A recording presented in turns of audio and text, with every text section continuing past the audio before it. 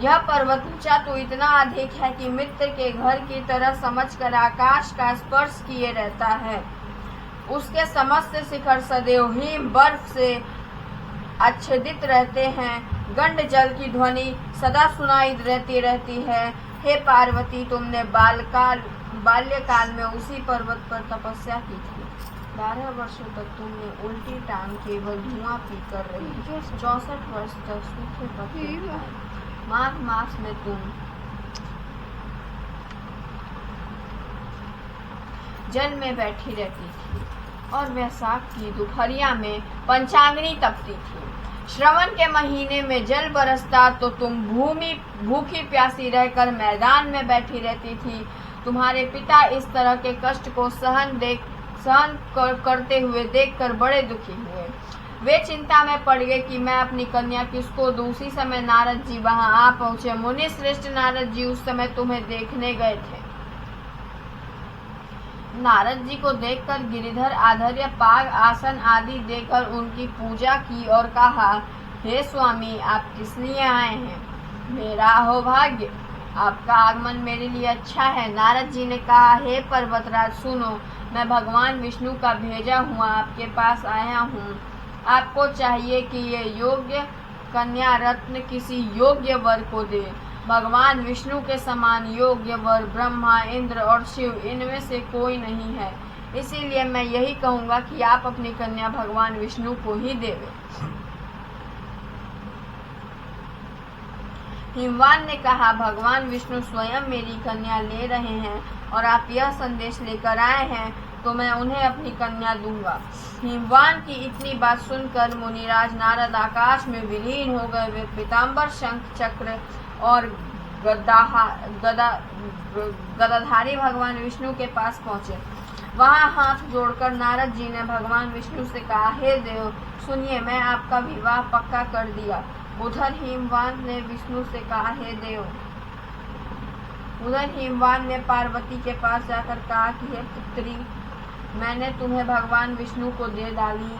तब पिता की बात सुनकर तुम बिना उत्तर दिए ही अपनी सखी के घर चली गई। वहीं जमीन पर पकड़कर तुम बड़ी दुखी होकर विलाप करने लगी।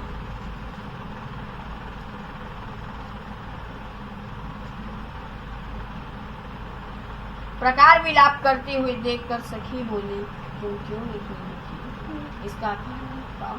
तुम्हारी जो कुछ इच्छा होगी मैं यथाशक्ति उसको पूरा करने की चेष्टा करूंगी। इनमें कोई संशय नहीं है। पार्वती बोली, मेरी जो कुछ अभिलाषा है उसे तुम प्रेम पूर्वक सुनो। मैं एकमात्र शिव जी को अपना पति बनाना चाहती हूँ। इसमें कुछ भी संशय नहीं है। मेरे इस विचार को पिताजी ने ठुकरा दिया। इसमें मैं अपने शरीर का त्याग दूंगी। पार्वती के इस बात को सुनकर सखियों ने कहा कि शरीर का त्याग ना करो, चलो किसी ऐसे वन को चले जहाँ पिता के पता ना लगे।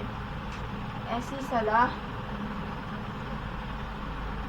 कर तुम्हें वैसे वन में जा पहुंची। उधर तुम्हारे पिता घर घर तुम्हें खोजने लगे। दूतों द्वारा भी खबर लेने लगे कि कौन देवता या किन्नर मेरी पुत्री को हर ले गया। उन्होंने मन ही मन कहा कि मैं नारद जी के आगे प्रतिज्ञा कर चुका हूँ कि अपनी पुत्री भगवान विष्णु को ही दूंगा। ऐसा सोचते सोचते हिमवान मूर्छित हो गए। गिरिधर जी को मूर्छित देख गिरिराज जी को मूर्छित देख सब लोग हाहाकार करते दौड़ पड़े। जब होश हुआ तो सब पूछने लगे कि गिरिराज, आप अपनी मूर्छा का कारण बताइए। हिमवान ने कहा कि आप लोग मेरे दुख का कारण सुने। ना मालूम कौन मेरी कन्या को हर ले गया। ऐसा नहीं हुआ तो किसी काले सांप ने काट लिया या सिंह खा गए होंगे। हाय हाय, मेरी बेटी कहाँ गई?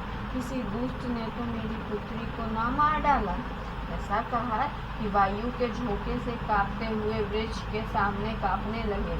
इसके बाद हिमवान ने कहा, वे वायु के झोंके से कांपते हुए हिमवान ने कहा, तुम्हें वन वन खोजने लगे। वह वन भी सिंह, भालू, हिंसक जंतुओं से बड़ा भयानक हो रहा था। तुम्हें भी अपनी सखियों के साथ उस भयानक वन में चलती चलती एक ऐसी जगह जा पहुंची जहां से हिंदी बह रही थी।